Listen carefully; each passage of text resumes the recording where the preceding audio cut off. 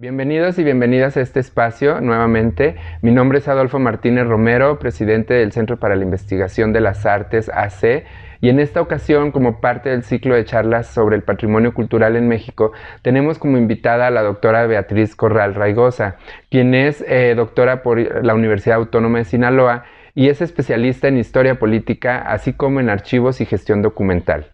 Actualmente es la encargada del Archivo Histórico de la Universidad Juárez del Estado de Durango y colabora con la coordinación de esta universidad para la implementación del sistema institucional de archivos. Hoy nos hablará sobre el patrimonio documental y sus generalidades. La doctora Beatriz, recuerden, será una de nuestras docentes dentro del Diplomado del Patrimonio Cultural en México que organiza el Centro para la Investigación de las Artes y que se llevará a cabo durante el segundo semestre de este año. Esperamos que estén atentos y atentas a esta edición de este diplomado. Por lo pronto es todo y le damos la bienvenida a la doctora Beatriz y esperamos verlos pronto. Hola a todos. Muchas gracias al Centro de Investigación para las Artes que me da esta oportunidad de compartir con ustedes esta charla. Fui invitada, voy a hablar sobre el patrimonio documental, su importancia, antecedentes, su evolución histórica, sus componentes, su gestión y finalmente sus caracteres actuales. Porque el patrimonio documental tiene una consideración básicamente reciente dentro de la historia del documento. Pero vamos a comenzar esta pequeña charla, que tenemos poco tiempo, con la definición de qué es un patrimonio documental. Bueno, según la UNESCO, que tiene una determinación al respecto, dice que los patrimonios documentales son los manuscritos, son los impresos, son los documentos valiosos en bibliotecas y acervos.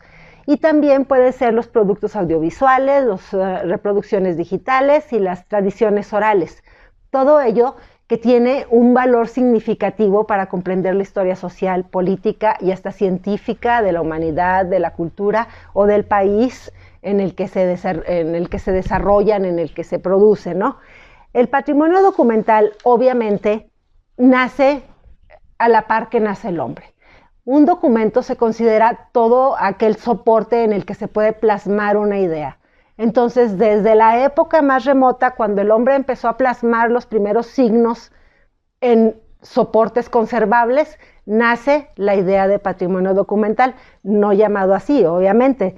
En ciertas épocas y con ciertas tecnologías, el hombre ha aprendido, ha sido capaz de inscribir o registrar marcas que tienen un cierto significado sobre alguna superficie, de modo que estas marcas puedan trascender en el tiempo y el espacio y permitir así que muchas generaciones venideras puedan percibirlas, ya sea leerlas o escucharlas, y el momento puede hacerse esa comprensión del documento al momento de hacerse o puede fijarse para después poderlas interpretar.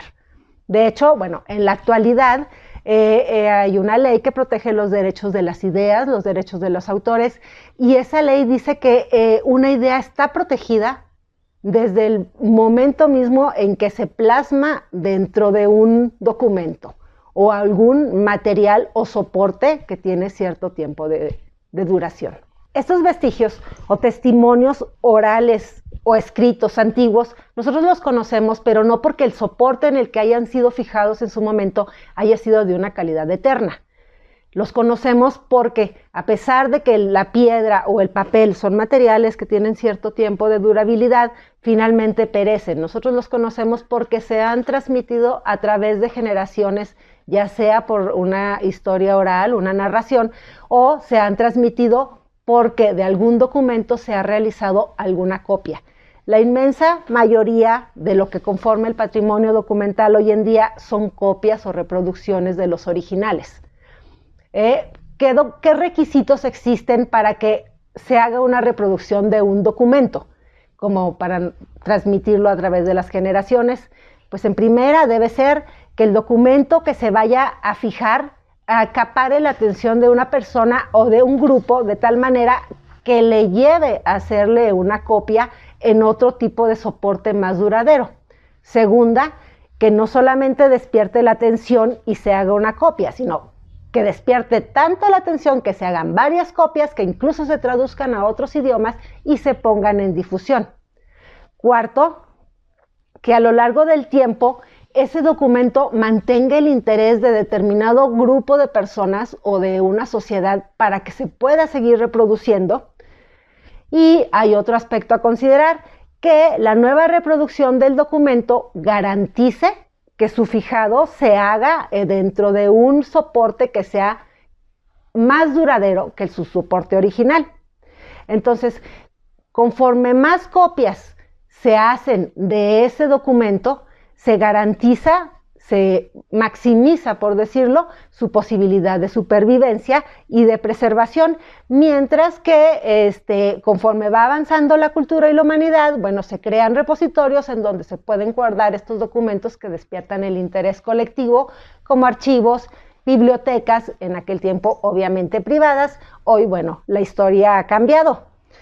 El tratamiento de los archivos en la actualidad no es el mismo que se le daba a los primeros vestigios de patrimonio documental, sobre todo, y es en lo que nos vamos a enfocar en este curso, al nuevo tratamiento de los archivos a partir del año 2000.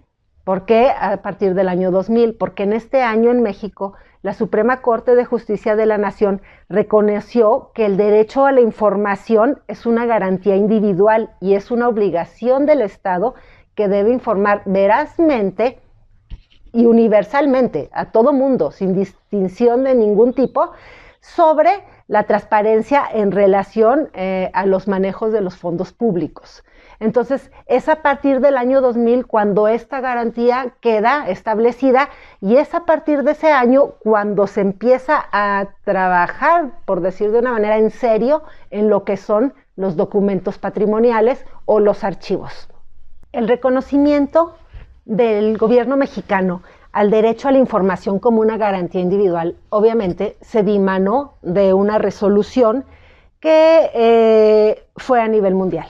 Se da como la Declaración Universal de los Derechos Humanos, que según la UNESCO, bueno, custodian y protegen lo que es el patrimonio documental.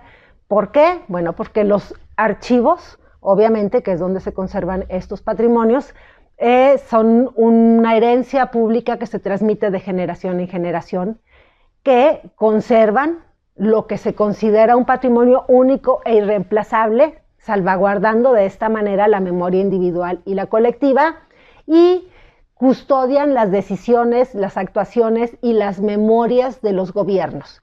De los gobiernos en estricto sentido y también en un sentido más amplio, porque ahora la Ley General de Archivos, nos habla del gobierno, pero del gobierno también de los entes públicos o de los sujetos obligados, como las universidades, como las oficinas de administración de salud, de construcción, de todo aquel que trabaje y que gobierne o que opere o administre una entidad que se utilice el recurso público, tiene que ser fiscalizada y tiene que ser por derecho humano transparente, tiene que ser universal. Entonces los archivos así y tratados de esta manera se convierten en fuentes fiables de información, garantizan, dan seguridad, transparentan las actuaciones administrativas, culturales e intelectuales, y también los archivos, bueno, pues dan libre acceso a la gente, enriquece nuestro conocimiento de nuestra sociedad, promueve la democracia, protege los derechos del ciudadano. Y en general, los archivos mejoran la calidad de vida. En la actualidad, la Ley General de Archivos ha aclarado qué es un documento de archivo. El documento de archivo no es cualquier papel que se nazca dentro de una gestión administrativa, sino que tiene que tener ciertas características. Obviamente, nace de la función administrativa de los sujetos obligados, y es la información que estos sujetos generan, reciban o administren en sus respectivos sistemas de archivos. Y tiene que ser que se encuentre contenida dentro de cualquier medio o soporte documental, sea escrito, sea impreso, sonoro, visual, electrónico, informático, holográfico o cualquier otro nuevo que pueda ser inventado en el futuro, ¿no? Entonces, el documento de archivo se genera en función de la administración de los sujetos obligados. Y ese documento de archivo tiene que una fase muy definida, tiene varias fases de hecho, pero tiene una fase muy definida que lo va a convertir en patrimonio documental. Lo primero que pasa con el documento de archivo es que cuando llega a una institución se convierte en un vehículo de trámite, en un objeto de trámite para desarrollar alguna función, y así se le conoce como archivo de trámite. En esta primera etapa, el documento tiene unos valores que se le llaman primarios, que quiere decir que el documento sirve para cuestiones administrativas, legales, fiscales, contables, etcétera, y que se usa continuamente porque está formando un expediente. Este documento se mantiene en los archivos propios de las dependencias y bueno, se les llama trámite porque esa es su función. Una segunda etapa del documento nos lleva a donde, una vez finalizado el asunto por el que fue creado ese tipo de archivo, se queda como resguardo y se mantiene dentro de otro espacio, dentro de ese ente obligado que se llama archivo de concentración. En ese tiempo, pues ya su consulta es esporádica, simplemente cuando se quiere corroborar algún dato, sigue conservando sus valores primarios porque sirve siendo un documento que da fe de algún acto jurídico, legal, fiscal, contable, etcétera. Pero su uso ya es más lento, no se usa con tanta frecuencia. Finalmente, llegamos a una tercera etapa que se llama etapa inactiva del documento, en donde se han perdido los valores primarios de ese documento. El documento ya no sirve como una comprobación contractual, administrativa o hacendaria, etcétera, sino que simplemente el asunto ha concluido y el documento adquiere otro tipo de valores, que ya son valores como evidenciales o testimoniales. Este documento va a dar fe de que algún hecho sucedió y por lo tanto tiene una importancia. Pero no todos los documentos que pasan a la tercera fase, que es de inactividad, se convierten automáticamente en patrimonio documental. Estos documentos tienen que pasar por una valoración en donde un comité especializado decide que sí, efectivamente, el acto sobre el que se habla en ese documento tiene una trascendencia económica, política, social, cultural, suficiente para poderlo declarar patrimonio. Y hay una característica muy interesante: no se declara patrimonio a un documento que ha acabado de cumplir su función. La ley de archivos es muy específica en esta situación y entonces nos da un margen de 70 años para considerar un documento que ha nacido en una gestión administrativa como histórico. Y tiene que ser, como les decía, documentos que tengan especificaciones que las declara un comité de valoración. Un comité de valoración especializado en todas las actividades de esa institución. Por ejemplo, nosotros estamos aquí en el Archivo Histórico de la Universidad Juárez y obviamente no todos los documentos que se producen dentro de la gestión administrativa de la Universidad Juárez se guardan en este archivo, porque obviamente no cabría, ¿no? Sino que los que están aquí entrañan algún contenido que es importante o trascendental para explicar la historia de nuestra propia universidad. Bueno, entonces así es específicamente cómo se forma el patrimonio documental.